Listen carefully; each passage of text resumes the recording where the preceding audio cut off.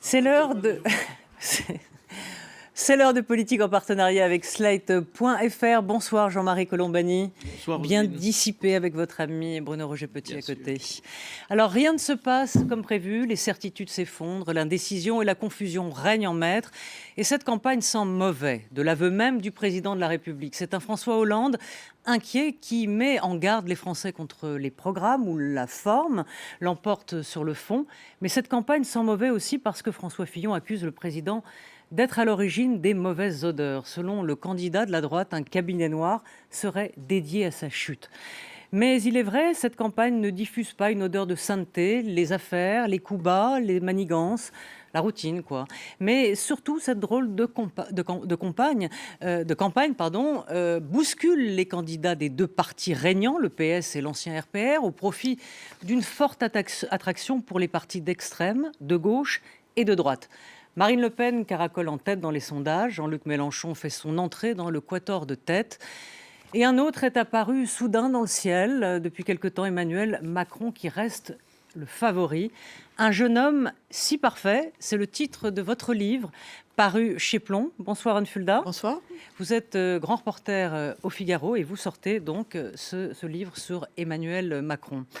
À vos côtés, Bruno Roger Petit, éditorialiste à Challenge, bonsoir. Et en face de vous, Sudir Azar-Essing, bonsoir. Bonsoir. Vous êtes spécialiste de l'histoire politique française, vous êtes membre de la British Academy et vous enseignez à Oxford. Et justement, il est intéressant d'avoir votre avis sur cette campagne. Est-ce qu'elle vous intrigue? Est-ce qu'elle vous fascine? Est-ce qu'elle vous inquiète? Dans le fond, quel regard vous portez dessus? Alors, il y a un peu de tout cela. C'est une campagne très imprévisible. C'est une campagne qui a bousculé, comme nous disons chez nous, l'establishment. Donc, nous avons eu les défaites successives des candidats qui étaient très bien établis à gauche comme à droite. Et puis, depuis le début de janvier, il y a toutes les nouvelles secousses qui se sont manifestées. Et avec cette montée en puissance à la fois d'Emmanuel Macron et de Mme Le Pen. Et maintenant, dans la dernière semaine, la montée de Jean-Luc Mélenchon. Est-ce que vous diriez qu'on a deux Trump en France, un de gauche et un de droite?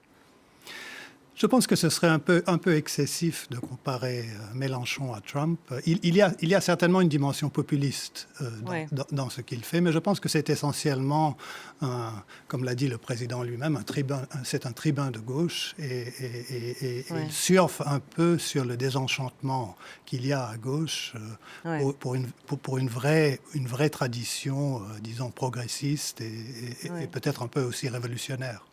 Jean-Marie, comment expliquer cette attraction en France pour les extrêmes, ce que je disais, de gauche et de droite? C'est une vieille culture politique, en tout cas, l'attraction pour les extrêmes. Mais on a évoqué Trump tout à l'heure, vous avez évoqué Trump tout à l'heure, on avait dit c'est le triomphe de la télé-réalité. Mais cette campagne est le triomphe de la télé-réalité, parce que la part prise par l'image, par l'impression, on n'a pas décidé à l'issue d'un débat de quel était le bon programme, mais on a dit un tel était bon, un tel était moins bon. Un tel a pris le pas sur l'autre parce qu'il a eu une saillie qui a fait mouche et qui a attiré davantage les gens. Et donc le fond est passé complètement à côté, Wallace. Et si on regarde Jean-Luc Mélenchon, c'est très exactement cela qu'il s'agit, parce que si on regarde le fond, ça n'a rien à voir avec l'attraction qu'il peut exercer, même sur un électorat qui vient directement de chez Benoît Hamon, puisqu'il jouit aujourd'hui de la chute de Benoît Hamon, qui nourrit sa progression dans les sondages. Mais je vais prendre juste un exemple sur Jean-Luc Mélenchon. À Marseille, il est grisé par la foule qui l'entoure. Il y a un côté comme ça narcissique au dernier degré. Mais bon, il est un grand tribun, il fait appel aux grandes valeurs de la gauche. Je suis le candidat de la paix. Oui, avec un rameau d'olivier. Oui, avec un rameau d'olivier. Et par ailleurs, il vous dit il faut renégocier les frontières en Europe. Mais il ne sait pas de quoi il parle. Parce que renégocier les frontières en Europe, c'est la guerre. Et c'est une guerre intra-européenne immédiate. Si on fait le compte des minorités qui, en Europe, sont dans des frontières qui ne sont plus les leurs, c'est le chaos total. Et donc, si vous combinez la sortie de l'Union européenne, qui est de facto la conséquence de son programme, et la renégociation des frontières, sous l'empire de qui? Sous l'empire de Vladimir Poutine, vous n'avez non pas l'éloge de la paix, mais vous avez une politique qui conduit à la guerre. Donc voilà, ça n'est qu'un des exemples du décalage qu'il peut y avoir entre une belle prestance, une capacité, et peut-être est-il le seul à avoir une culture historique et politique qui fait qu'il a l'air de plonger ses racines loin dans l'histoire de France, et puis la réalité de ce qu'il propose, qui est d'une toute autre nature. Donc la séduction qu'il exerce sur les Français, c'est vrai, il fait une campagne innovante. Vous l'avez dit, Jean-Marie, c'est un tribun, il a une belle culture, c'est un intellectuel de la politique, on peut le dire. Mais c'est vrai que le programme, on voit quelques aberrations. D'ailleurs, le programme a été difficile à trouver pendant quelques temps. Il fallait acheter ce petit bouquin que je vous ai prêté, Jean-Marie, où on voit quand même des choses étonnantes dedans. Bruno, est-ce que vous l'avez lu, son programme à Mélenchon? Est-ce que vous y êtes intéressé en tant que journaliste? Parce que moi, je l'ai trouvé sur le programme de Mélenchon. Il est sur le site Maintenant, oui. de Jean-Luc Mélenchon. Donc on le Oui, trouve. mais il y a quelques semaines, c'était Oui, pas tout le à cas. fait. Mais bon, Il fallait acheter le petit bouquin, 3 €. Qu'est-ce que vous voulez? C'est très simple, Mélenchon. Il fait du sentiment. Il fait ce qu'est la politique en première approche, du sentiment et de l'émotion. Et ça marche.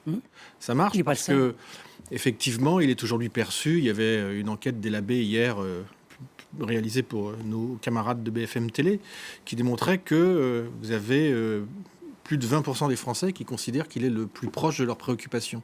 Donc c'est vrai qu'il sait vous émouvoir en faisant 10 minutes en meeting sur la caissière d'une grande surface, qui va passer 40 ans à se casser le dos, qui aura une vie brisée, et puis quantité d'exemples comme ça qu'il développe. Ouais. Simplement derrière, il y a la réalité du programme que personne n'avait vu. Parce qu'évidemment, quand vous êtes à 10%, le programme, personne ne va voir ce qu'il y a derrière. Quand vous êtes à 18, 19 et que vous vous rapprochez des deux qui font la course en tête depuis 2 mois et demi, on commence à dire, tiens, en fait, qu'est-ce qu'il y a derrière? Et on découvre des trucs, effectivement, assez étonnants. Oui. Mettre les patrons en prison, par exemple. Oui, les suspects. Les oui, suspects mais alors, qui auraient non, mais démoli des je fleurons. prends un exemple très comme simple. Alstom, Je prends un ouais. exemple très simple. En 1984, François Mitterrand, au terme de 3 ans de ce qu'on a appelé la guerre scolaire, a mis un terme à ce qui était un affrontement entre Français depuis un siècle et demi. Bon. Jean-Luc Mélenchon reçoit l'APEL, qui est l'association des parents d'élèves des établissements d'écoles libres. Et il leur dit, il n'y a pas de souci, vous inquiétez pas. Et qu'est-ce qu'il découvre dans le programme? Que Jean-Luc Mélenchon veut abroger la loi Debré, la loi Germer et toutes les autres lois qui organisent, dans l'apaisement et en fonction d'une grande volonté de ce que veulent les Français, les rapports entre l'enseignement privé sous contrat et l'éducation nationale. Il veut l'abroger. C'est-à-dire qu'en gros, il veut ranimer la guerre scolaire. Et c'est très intéressant parce que dans son électorat, il y a beaucoup d'électeurs de gauche qui ont des enfants dans des écoles privées sous contrat. Je pense à la Bretagne notamment et d'autres régions de France. Donc ces gens-là sont en train de découvrir. Alors je ne sais pas s'ils auront la perception, parce qu'il y a quantité d'autres aspects du programme qui sont effectivement étonnantes. Je ne sais pas s'ils auront le temps de le réaliser d'ici le premier tour. Mais en tout cas, ils sont en train de le découvrir. Donc on verra dans les jours qui viennent ce que ça provoquera. Ah non, peut-être sur Jean-Luc Mélenchon. On a vu que le Figaro hier était pris non pas de passion, mais d'inquiétude pour Jean-Luc Mélenchon. Et lui, il y consacrait 2 pages. Oui, ce qui est frappant d'ailleurs, c'est qu'il a eu un hommage un peu ambigu et encombrant. C'est celui de Jean-Marie Le Pen qui a dit mon héritier, c'est le tribunicien aujourd'hui, c'est le tribun, pardon, c'est lui, c'est Jean-Luc Mélenchon, ce qui est un drôle de compliment. Au-delà de cette fonction, c'est vrai je suis d'accord avec Jean-Marie Colombani, c'est qu'il représente, comme on ne va pas dans le détail du programme, il représente, il y a des références culturelles, historiques, politiques que l'on ne sent pas chez les autres candidats. Et malgré tout, les Français, dans leur goût de la politique, ils aiment ça aussi. Ils aiment ces références à la France d'antan. Et ça, il l'incarne. Il l'incarne très très bien, Jean-Luc Mélenchon. Et c'est vrai que du coup, on ne regarde pas de près le programme qui est inquiétant et dangereux. On le regarde. Maintenant, on commence à le regarder. Maintenant, les sondages montent. À le regarder. Je lisais dans certains sites, notamment sur Slate, des personnes qui, dans le fond, le disaient. Mélenchon, c'est un peu Bernie Sanders aux États-Unis ou Jeremy Corbyn, mais c'est pas Sanders pour nous. C'est un centriste. Pour les Américains, c'est peut-être un marxiste, mais pour les Français, Bernie Sanders, il est au centre. Comment vous le mettez où dans quel curseur vous le rentrez? Dans quelle case vous le rentrez, Mélenchon vu de loin? C'est un peu Enfin, de près et de loin. de près et de loin. C'est compliqué à répondre parce qu'en fait, Mélenchon s'est aussi réinventé. C'est-à-dire que le Mélenchon de 2017 n'est pas le même que celui de 2012. C'est vrai. Il est moins agressif, il est plus en rondeur, Oui. comme on dit. Et ce qui me frappe beaucoup lorsqu'on l'écoute, c'est qu'il essaye d'incarner à la fois ce qu'on pourrait appeler le refus de la fatalité, c'est-à-dire nous ne sommes pas contraints par des institutions politiques ou économiques à subir le choix de la mondialisation, mais en même temps, il cite François Mitterrand, il cite Charles de Gaulle. Donc, il arrive à incarner une forme de refus de la fatalité qui est en même temps rassurant. Et c'est dans ce contraste Oui. qui me semble, il y a... Ouais. À Oui. condition, encore une fois, de ne pas lire Le son bémol. programme. À condition de ne pas lire son Mais je programme. crois que son programme, dans le- il ne pense pas être élu, et je ne pense pas qu'il Oui. avait rédigé le Voilà. programme Mais Si, je quand même, pense être élu. pour être Maintenant, impliqué. il pense être élu. Mais, Non, mais- c'était un programme qui avait été rédigé pour peser. Mais Je quand pense vous voyez essentiel. 80 milliards de hausses d'impôts, c'est-à-dire les hausses d'impôts Sarkozy plus les hausses d'impôts Hollande, les Français ont subi 2 chocs fiscaux. Et à qui va-t-il les prendre? Que va-t-il rester de la classe moyenne si cette hausse d'impôts était décrétée? C'est proprement hallucinant.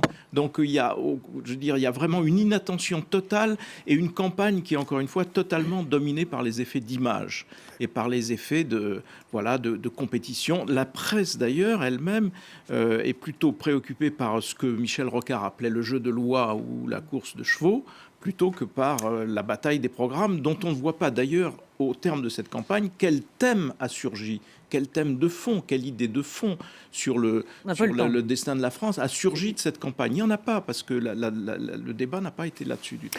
Alors on va passer à Emmanuel Macron.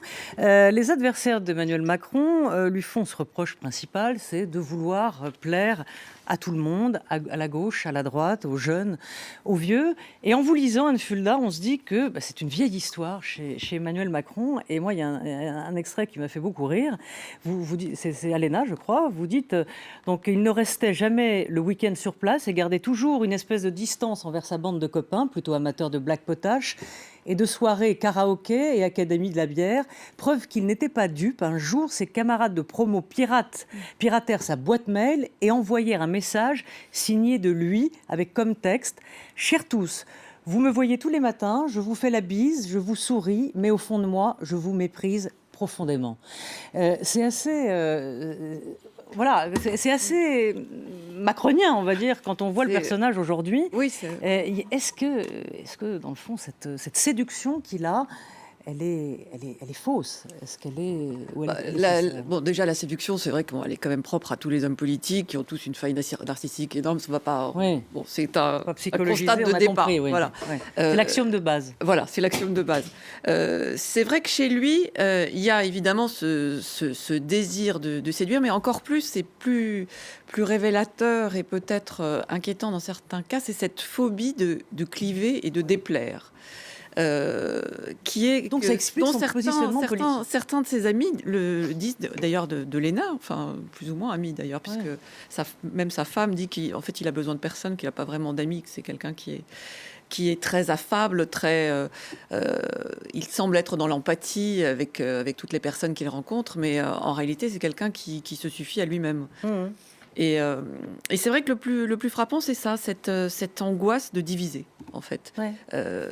Et on raconte, il y a pas mal de ses amis aussi qui racontent que quand il était à Sciences Po, avant l'ENA déjà, il voulait plaire à tout le monde. Alors il serrait la main à tous les appariteurs, il connaissait le nom des appariteurs, il leur disait bonjour, comme s'il était déjà en campagne. Son désir de faire de la politique n'était pas encore énoncé, mais il était déjà dans une position politique. Et quand il était chez Rothschild aussi, c'était celui il est né politique. Il était celui que tout le monde aimait. Il était celui qui était charmant avec la secrétaire, qui serrait la main, qui connaissait les noms de la secrétaire, qui demandait des nouvelles du chien de David de Rothschild. Enfin, qui a été adoré de tous, et à côté de vraies qualités intellectuelles. C'était un bon banquier d'affaires quand même. Bon, il n'y avait pas que son empathie, mais ça faisait partie du paquet cadeau. Alors, vous qui êtes docteur S. Macron, Bruno, est-ce que dans le portrait que fait Anne de Macron, est-ce que vous reconnaissez effectivement dans ce qui est décrit, dans ce qu'il était déjà il y a très longtemps, on retrouve le même Macron, dans le fond, c'est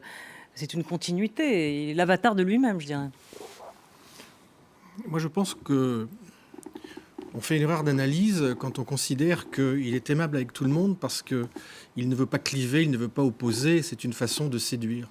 Je pense que... La politique, c'est de la séduction quand même, Bruno. C'est de la séduction, mais chez lui, c'est pas du tout, comme beaucoup le pensent, une façon d'avancer. C'est une façon de transgresser ou de préparer des transgressions majeures. Je rappelle quand même que l'histoire de son couple est extrêmement particulière. D'ailleurs, Anne Fulda le raconte très bien dans son livre lorsqu'elle évoque ce que ça a provoqué comme remous par rapport à ses parents, à lui, personnellement. Donc c'était une transgression majeure qui est fondatrice, d'une certaine façon, de sa vie et de tout un parcours. Et que cette transgression, on la retrouve systématiquement à chacune des étapes de sa carrière. Je rappelle que c'est un homme que personne ne connaissait il y a 2 ans et demi. Personne. Sauf aujourd'hui. La transgression a disparu. Non, Il elle est s'est toujours là. distingué par la transgression. Elle est toujours là, la Il est transgression. sorti du lot par la transgression, un peu comme a fait un Nicolas Sarkozy d'ailleurs, mais aujourd'hui, la transgression, on la cherche. Où elle serait où la transgression aujourd'hui? Non, mais je disais, il y a la transgression majeure, c'est il y a 1 an fonder un mouvement politique indépendant, puis sortir du gouvernement c'est de l'audace, c'est pas de la transgression, c'est de l'audace. Non, c'est de la transgression. Moi, je me souviens que combien de fois j'ai entendu chez les proches de François Hollande ce fameux mot qui était « mais pourquoi ne va-t-il pas à la primaire? La vie serait plus simple pour lui ». Et il s'est arc-bouté contre tous sur le thème, mais moi, je n'irai pas à cette primaire, parce que, 1, je la perdrais, et 2, comme il le disait, c'est salissant. Et quand on voit ce qui est devenu la candidature de Benoît Hamon, on ne peut pas lui donner tort. Donc moi, je pense qu'il est toujours dans la transgression. Simplement là, depuis 3 semaines, 15 jours, 3 semaines, il est dans un faux plat qu'il gère de la même façon que Jacques Chirac en 1995, c'est-à-dire j'ai de l'avance, j'ai peur de faire un faux pas pour la perdre. Mais ce n'est pas la même chose que le rapport qu'il a profondément avec la transgression. J'ajoute que quand on regarde un peu son entourage, il aime beaucoup aussi s'entourer de transgressifs. Soudir Azareh Singh, donc peut-être vous avez un regard peut-être différent de nous sur Emmanuel Macron. Vous avez beaucoup écrit sur Napoléon, vous connaissez bien la politique française. Est-ce qu'il a quelque chose de Bonaparte, de bonapartiste dans sa manière de faire, de contre l'établissement, contre tout ça? Est-ce qu'il est bonapartiste, dans le fond, Emmanuel Macron? Il n'est pas bonapartiste dans le sens autoritaire, je crois, mais en même temps, je pense qu'il y a 2 choses peut-être un peu bonapartistes en lui. D'une part, il n'aime pas beaucoup les parlementaires. Il parle souvent du bavardage parlementaire. Il veut réduire le nombre de parlementaires. Oui. Donc ça, il y a un côté un peu bonapartiste. Il n'aime pas beaucoup les corps intermédiaires non plus. Et historiquement, les bonapartistes n'étaient pas très amoureux des corps intermédiaires. Mais ce qui me frappe surtout chez lui, c'est le caractère, disons, composite de son personnage. C'est-à-dire qu'il y a un peu du saint-simonisme chez lui, hein, toute cette mystique de la transcendance, c'est très saint-simonien. Il y a un côté technocratique, hein, il veut évaluer, trouver de la compétence. Donc ça, c'est une dimension technocratique. Et puis surtout, c'est un populiste. C'est un populiste du centre. Mais est-ce que oui, populiste parce que c'est chez Fillon qu'on dit ça. Oui, chez nous populistes, on voit plutôt, on voit ça plutôt du côté de chez Mélenchon et Marine Le Pen. Quand vous dites populiste, vous le signifiez à quoi dans le fond? J'ai lu, en lisant très attentivement l'ouvrage, son pamphlet pour la campagne Révolution, je me suis rendu compte que finalement, si on prend qu'est-ce que le populisme? Pamphlet, hein, un gentil pamphlet, mais un pamphlet dans lequel il rejette très clairement la distinction gauche-droite. Il est anti-parti, donc, et il ne veut pas que son mouvement soit considéré comme un parti, mais plutôt comme un mouvement. Et il y a justement ce refus qu'il y ait une interposition entre lui et le peuple. Et ça, c'est classiquement populiste. C'est aussi classiquement 5e République. C'est classiquement 5e République. C'est la 5e République est fondée là-dessus. Et un dernier mot sur le débat entre gentil et transgressif. Je dirais aussi quand même qu'il est en train de très gentiment tuer le Parti socialiste. Donc, Gentiment. gentiment. Le Parti socialiste s'est largement tué lui-même aussi. Dans le côté bonapartiste, il y a la Oui. chance aussi, pour qui Napoléon disait que les grands hommes ont de la chance, et lui, Oui. il a un alignement des planètes qui est absolument incroyable jusqu'à maintenant. C'est vrai que ça fait partie de ce qui fait. Oui, ça fait partie du talent, effectivement. Ouais. Mais à chaque fois que quelqu'un Bonaparte. est jeune et énergique, on dit c'est Bonaparte ressuscité. Oui. Mais je rappelle simplement qu'aux sources du bonapartisme, il y a un coup d'État. Et Ouais. Emmanuel Macron n'est pas un homme de coup d'État. Non, mais il part tout seul, la campagne d'Égypte, Pas il part tout davantage seul, Nicolas ouais. Sarkozy, je veux dire. Ouais. Mais cela dit, les rapprochements que vous faisiez, monsieur a écrit une légende de Napoléon qui est remarquable et qu'il faut évidemment lire. Donc, Une femme plus âgée aussi. oui, Ah oui. Ouais. oui, aussi. Mais sinon, Mais sur le mot Convenons- populiste, convenons- oui, sur mais le- sur convenons populiste, parce que aujourd'hui c'est qu'il a- intéressant ce que... il a du mal à terminer sa campagne en attendant. Il a du mal à Ouais. finir. Il est... non, la référence populiste. C'est un mot le- valise un peu le c'est populisme. quand il Qu'est-ce se qu'on y met présente dans le populisme? anti-système ou Est-ce anti-establishment. qu'on est mais forcément populiste? c'est une plaisanterie. Se présente je de moins en trouve. moins comme ça, d'ailleurs. C'est vrai que c'est un peu cocasse venant de quelqu'un qui est un précipité du système. Mais ils sont tous sur ce Mais- discours et tous ces discours Voilà, sont mais- absurdes. Voilà, c'est tout. On ne peut pas considérer puisqu'il est là, au contraire, il est celui qui, au fond, nous garantit un certain nombre de changements sans risque, de changements appuyés sur le socle de ce qui a été fait, Giscard et qu'il est 74. celui, oui, il est celui qui ne veut pas détricoter tout ce qui a été fait, mais qui veut aller plus loin. Donc c'est pas la définition de quelqu'un d'antisystème, c'est au contraire quelqu'un dont on comprend qu'il peut protéger un système auquel finalement les Français, notamment l'État-providence, sont particulièrement attachés. Ouais. Et sur le plan de la politique, il y a une filiation qui aboutit à Macron. Cette filiation, c'est en effet Giscard, c'est ensuite Raymond Barre, c'est Jacques Delors. Et il est évidemment plus au centre-gauche que ne l'était Giscard, qui était plus au centre-droit. Il est plus audacieux que Jacques Et Delors. c'est cette filiation-là, quand on récuse droite et gauche, on essaie de fédérer les centres et de Ouais. faire ce que Giscard a toujours cru, faire c'est-à-dire deux que la Français France sur trois. aspirait à être gouvernée au centre et à structurer ce centre. C'est ça, sa tentative, fondamentalement, c'est celle-là. Même s'il est plus centre-gauche que Giscard, qui était plus centre-droit. Moi, je voudrais juste ajouter un mot sur la trajectoire personnelle. Parce que j'entends Jean-Marie dire comment peut-il dire, lui, énarque, inspecteur des finances, qu'il n'est pas un produit du système. Lui dit toujours, quand il est interpellé là-dessus, il nous l'avait dit à Challenge quand on l'avait interviewé, moi je ne suis pas un produit du système, je suis un produit de l'excellence La méritocratie républicaine. républicaine. Oui. Bon. Et il faut, j'insiste aussi sur un point, il fait partie de ces provinciaux. En ça, il est extrêmement classique. Il faut lire les 2-3 premiers chapitres de Révolution où il raconte son Il est adolescence, mitterrandien, en fait. sa formation culturelle. Exactement. De ce point de vue-là, il se rattache plutôt à Mitterrand. C'est un jeune garçon qui arrive pour passer son bac à Paris, qui débarque au lycée Henri IV. Et je vous garantis que quand vous venez La de bourgeoisie de province, quand vous c'est êtes la- ouais. premier de la classe à Amiens, vous n'êtes pas premier de la classe Ouais, au ouais. lycée Henri IV. Parce que vous êtes confronté Alors, c'est le cas. effectivement à des gens qui sont des héritiers de l'excellence. Et tous ceux qui sont Non, passés c'est par vrai, Henri c'est IV, et il l'a vécu je raconte intensément. Oui. Il a vécu intensément aussi le fait qu'il n'a pas eu normal, sup. Voilà. Ouais, Et qui il s'est a raté rabattu sur normal. son 2A de philosophie et l'ENA, Sciences Po ENA, ce qui est un parcours remarquable. Mais ça l'a profondément marqué. Et c'est en lui. Il se vit de cette façon-là. Il se vit comme un jeune provincial monté à Paris qui a découvert les archevêques et les fils d'archevêques. Donc le comme on disait à moteur, la il vient, grande époque. disait donc les le petits moteur vient de là, archevêques, oui, c'est peut-être vrai. aussi. Non, c'est Oui, Dans cette origine. Je ne dis pas que c'est juste. Oui, je dis oui, que c'est de la dit, bourgeoisie de c'est vrai province. c'est vrai qu'au début, il s'est senti. En plus, quand il est arrivé à Paris, venant d'Amiens, Henri IV, alors effectivement, il s'est trouvé confronté à des héritiers au sens de Bourdieu, mais oui. voilà, classiquement. Mais il y avait aussi le fait qu'il était séparé. Il était séparé de son milieu familial, il était séparé de la femme qu'il aimait et de sa grand-mère qui a eu. Ses parents trouvent qu'il y a eu un storytelling un peu exagéré autour de ça, mais qu'il y a eu quand même un rôle fondamental. Et elle a été mise en avant, cette grand-mère, parce qu'effectivement, c'est l'image de Oui. la méritocratie républicaine, parce que sa la mère de la grand-mère, l'arrière-grand-mère, ne savait pas lire et écrire. Ouais, donc, Et donc, effectivement, c'est un modèle très Troisième République. Donc, pour un joli storytelling, c'est parfait. Mais derrière ça, c'est vrai qu'il y a eu un lien incroyable entre Emmanuel Macron et Oui, sa grand-mère. oui. Et que l'arrivée à Paris, effectivement, c'était la réalisation d'un rêve, c'est vrai. Et c'est vrai que c'est un jeune homme classique. Il préfère Chateaubriand et au lieu d'écouter du heavy metal ou ACDC, c'était de la Oui. génération ACDC, peut-être pas lui.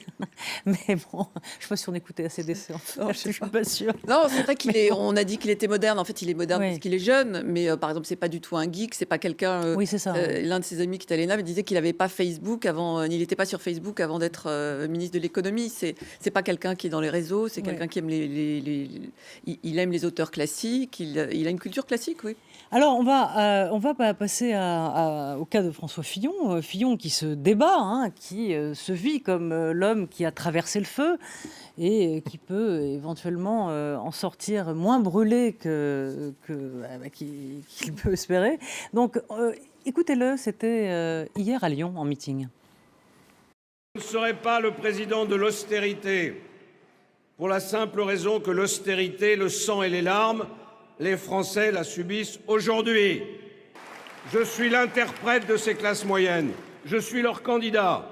Je suis celui qui a le bon sens de vouloir valoriser le travail, l'autorité, la transmission de notre héritage culturel qui fonde notre maison commune, la France. Voilà François Fillon qui se pose en défenseur des classes moyennes. Est-ce que c'est crédible tout ça? Voilà. Je pense que... Comment vous le voyez, Fillon? Est-ce que vous le sentez éligible? Est-ce que vous pensez que son image de grand blessé, de guerre, de campagne, peut l'aider à franchir au moins ce premier tour? C'était la seule stratégie qui lui restait, c'est de se poser en victime, mais je pense qu'il est allé un peu trop loin en essayant d'accréditer la thèse qu'il y avait un complot contre lui et de développer cette thématique justement du complot. Là aussi, il y a une riche tradition française dans l'histoire du complotisme. Et donc, un peu malgré lui, parce que c'est quand même un homme relativement modéré politiquement, il s'est retrouvé empêtré dans cet imaginaire diabolisant où on retrouve plus... Qui va le servir ou pas? Qui va, je pense, le desservir, parce que son défi principal, c'est quand même de réunifier la famille de droite, c'est-à-dire pas seulement la droite sarkozyste, mais aussi la droite du centre. Alors que ce qui me frappe depuis début janvier, c'est qu'il peine vraiment à réunir autour de lui les soutiens d'Alain Juppé. Alain Juppé qui, par exemple, avant son dernier meeting, s'est fendu d'un tweet de soutien. C'est vraiment le service minimum. Fillon, défenseur des classes moyennes. Défenseur des classes moyennes, ça dépend comment on regarde son programme. Parce que son programme n'est pas un programme pour les classes moyennes. C'est un programme assez sévère même, mais néanmoins moins sévère que les hausses d'impôts de Jean-Luc Mélenchon. Mais néanmoins, il y a une part de baisse d'impôts dans le programme de François Fillon. Qui peut convenir en effet à un nombre un peu plus grand. Mais l'essentiel du programme, ce que les gens ont retenu, c'est quand même les fonctionnaires, les 500 000 fonctionnaires, la baisse très spectaculaire et très forte des charges, des dépenses publiques, ainsi de suite, qui vont porter atteinte à un certain nombre de services publics. Et puis sur l'assurance maladie, où il s'était empêtré, on ne sait toujours pas. En effet, donc son programme n'est pas mobilisateur. Mais je pense qu'il souffre surtout d'un déficit d'image. C'est son déficit d'image qui le prive du potentiel de la droite classique. Parce que rappelons-nous quand même qu'au sortir de la primaire, il était réputé par nous-mêmes et par tous les médias, il était réputé élu au sortir de la primaire. Donc c'est un accident d'image qui fait qu'il est là aujourd'hui. Et en même temps, si vous regardez le dernier état de la campagne, petit à petit, on se rapproche d'une situation assez immaîtrisable. Ou bien malin qui pourra dire qui sera numéro 1 et qui sera numéro 2. Et que François Fillon, in fine, parvienne à se qualifier pour le deuxième tour, ça n'est plus exclu du tout. Parce que le niveau des uns et des autres se rapproche, se resserre. François Fillon, Jean-Luc Mélenchon montant, et Emmanuel Macron et Marine Le Pen s'affaiblissant. Et donc on se situe maintenant presque dans la marge d'erreur des sondages. Donc qu'on retrouve François Fillon au second tour de l'élection, désormais n'est plus exclu. Et donc on va moins sourire quand on va le voir aller répétant, comme il l'a fait. Je ne réponds pas aux questions sur le second tour parce que je serai au second tour. Donc là, il aura probablement un bénéfice inestimable si les choses se produisent de cette façon. Juste un mot sur la mobilisation quand même. J'étais très frappé que Mélenchon arrive à réunir 70 000 personnes à Marseille. Fillon y va quelques jours plus tard et il y a à peine 3 000 personnes. Donc il y a vraiment... Et ça, c'est culturel aussi. Parce que l'électorat de François Fillon, ce qui lui reste aujourd'hui, il est composé à près de 40% d'électeurs de plus de 65 ans. C'est le candidat des vieux retraités, des retraités âgés et aisés. C'est ça l'électorat aujourd'hui de François Fillon. Et c'est un électorat qui ne veut pas entendre parler de toutes les affaires qui lestent le candidat Fillon. Vous parlez avec ces gens. Moi, j'ai eu l'occasion d'avoir affaire à un échantillon très représentatif dans une soirée théâtrale récemment. Quand vous leur parlez des costumes, du Pénélope, des juges, des journalistes, tout ça, c'est le cabinet noir de François Hollande. Ouais.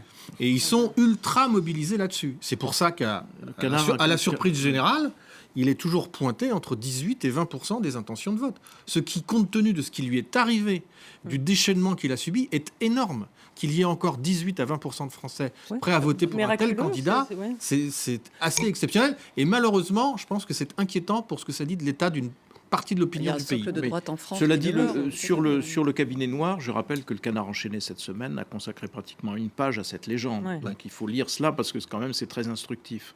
Donc voilà, et ça je pense pas que gros, il n'y a pas de cabinet noir. Au-delà du noyau dur des militants, je pense que cette histoire-là ne prend pas et ne séduit pas. Anne Fuda, ce fameux vote caché, c'est ce qu'on dit chez Fillon, la thèse selon laquelle eh bien, les gens ne diraient pas qu'ils votent Fillon. C'est pour ce qui impliquerait qu'il ait son socle déjà de dur.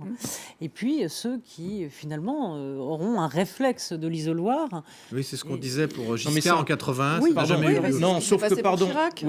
Ça arrive qu'il restait sur son socle, sur noyau dur de droite. À ceci près qu'il y a on pensait qu'il mordait sur plus à gauche. Il y a un élément nouveau dans ce genre de réflexe, c'est la une du Figaro. Et la une du Figaro, elle est accrochée au danger Mélenchon. À partir du moment où il y a un danger Mélenchon, il y a un certain nombre de gens qui étaient prêts à voter autre chose que François Fillon, qui sont à droite et qui vont revenir vers François Fillon. L'effet Mélenchon est un petit moteur qui peut permettre à François Fillon de réavancer. L'effet Mélenchon, on va en parler tout de suite dans la chronique de la politique sur les réseaux. À tout de suite.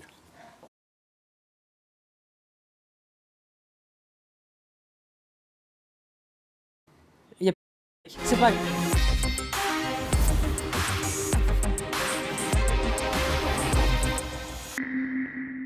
Bonsoir Véronique Reissoult, vous êtes directrice générale de Denso Consulting. On vous voit donc avec nous sur ce plateau tous les jeudis.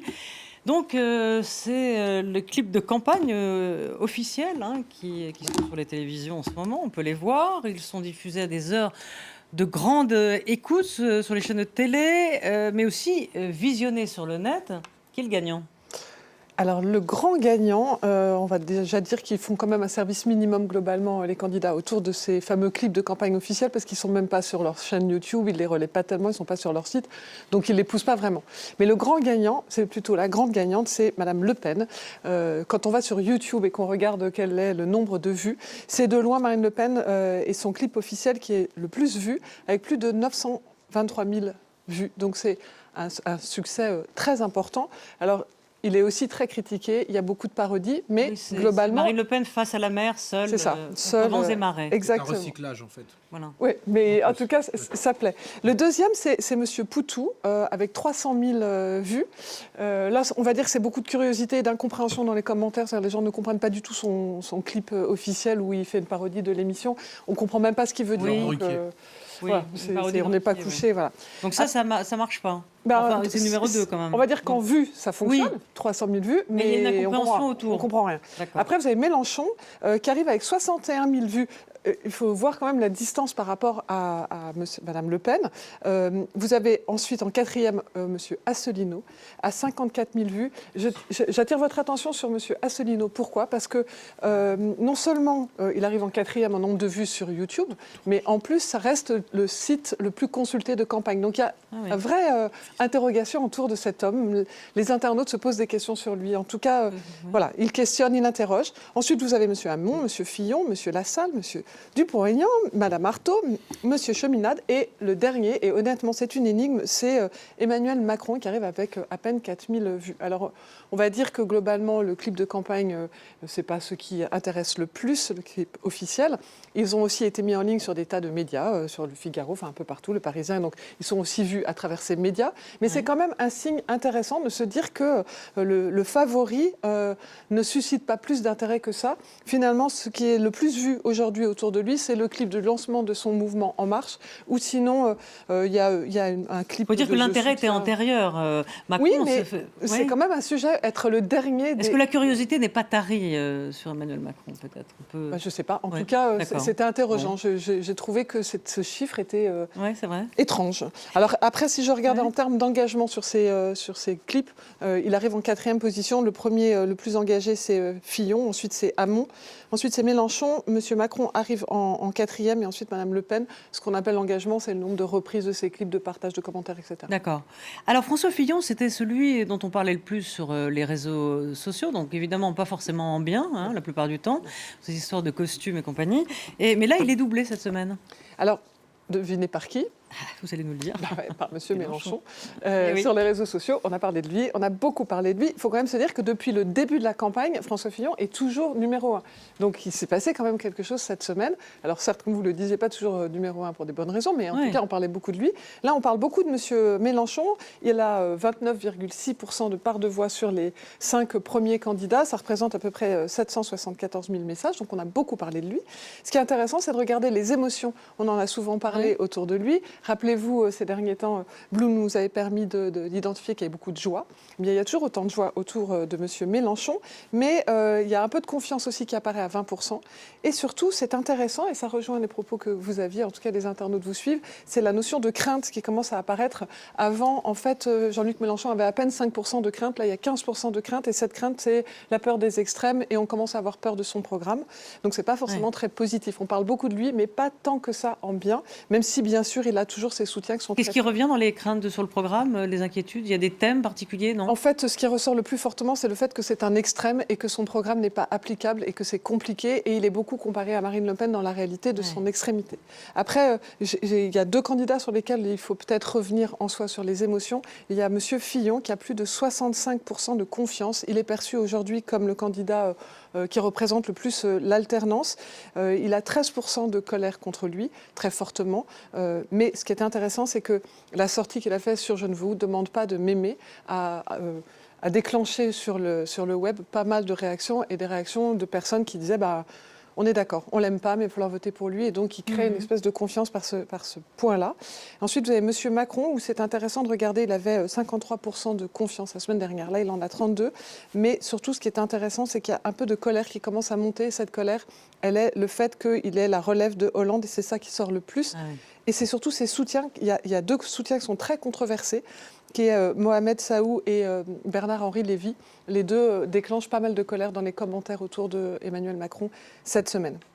Et je ne vous parle pas de Marine Le Pen qui déclenche la tristesse, mais une tristesse liée à ses propos sur le Veldiv, où les gens disent c'est pas possible. Oui. Voilà. Pour reparler de Mélenchon, il fait une campagne innovante quand même. Oui. Il y a les hologrammes, il y a ce fameux jeu vidéo Fiscal Combat, je crois. Oui, c'est ça. C'est-à-dire qu'après le succès de sa chaîne YouTube, après les mèmes, après les hologrammes, on a les jeux vidéo. Ouais. Alors, il faut quand même vous dire que les jeux vidéo, lui, il est quand même très concerné par le sujet, parce qu'il propose de créer un centre national du jeu vidéo. Il a évoqué éventuellement une taxe sur les manettes, donc c'est un sujet pour lui. Mais il y a 2 jeux vidéo. Il y en a un qui s'appelle donc Fiscal Combat. 435 000 personnes quand même ont joué à ce jeu. Alors en gros, l'idée, c'est qu'il est le héros, et puis vous allez l'aider à secouer les oligarques. Donc vous allez secouer Christine Lagarde, secouer Pierre Gattaz, prendre leur argent, et voilà. Donc vous voulez secouer pour financer votre programme. Ce jeu n'a pas été fait par les équipes de campagne. Ce sont des jeunes qui spontanément ont créé ce jeu, mais il fonctionne plutôt bien. Ouais. Puis vous avez un autre jeu plus simple, où là, on comprend bien le principe. Ça s'appelle Émission Pourritique. Donc le nom déjà vous donne l'histoire. En gros, l'idée, c'est... Il semblerait que ça vise quelqu'un. Il semblerait. Et donc l'idée, c'est vous êtes un journaliste et vous voulez empêcher M. Mélenchon de développer son programme et de monter dans les sondages. Donc vous lui tapez dessus, et plus vous lui tapez dessus, plus il baisse dans les sondages. Voilà. Donc c'est assez... Ça, c'est le vrai populisme, quoi. Voilà, là, on est en plein dedans, pour le coup. Voilà. C'est pas le populisme mondain. Il y a un peu plus de philosophie par rapport à son programme dans Fiscal Combat, mais en tout Cela dit, ça marche. Ça a marché aux États-Unis, donc... c'est-à-dire que... Il rencontre un certain succès, de taper... 435 000 personnes qui ont joué à ce jeu, on ne peut pas dire que c'est un phénomène inintéressant. Ouais. Peut-être un commentaire sur ce qui vient d'être dit. Non, mais pas Jean-Marie. sur les jeux, mais sur l'ensemble de la campagne. Moi, je voulais vous demander si cette campagne n'était pas au fond le pur produit de ce que vous décrivez, c'est-à-dire la fascination française pour l'idéologie du déclin. Cette obstination des Français à se proclamer en déclin, en décadence, en permanence. Ça fait longtemps déjà. Oui, ça fait longtemps, mais C'est ça pas produit nouveau, ce type Jean-Marie. de campagne. Oui. Et ça Oui, produit oui. ce type de leaders qui vont nous dire que du coup, il faut tout renverser, il faut ainsi de suite. C'est intéressant parce que je pense que Mélenchon et Emmanuel Macron, de certains points de vue, sont les candidats antidéclinistes, alors que les autres sont plutôt dans la thématique du déclin. Et je pense que si on départage les candidats entre optimistes et pessimistes, on trouve qu'il y a plutôt ce clivage-là, plutôt que gauche-droite ou pro ou anti-européen. Il est très optimiste de la volonté, hein, Mélenchon. Oui. Je me réfère à Gramsci. Hein. Oui. C'est beaucoup de volonté. Il faut...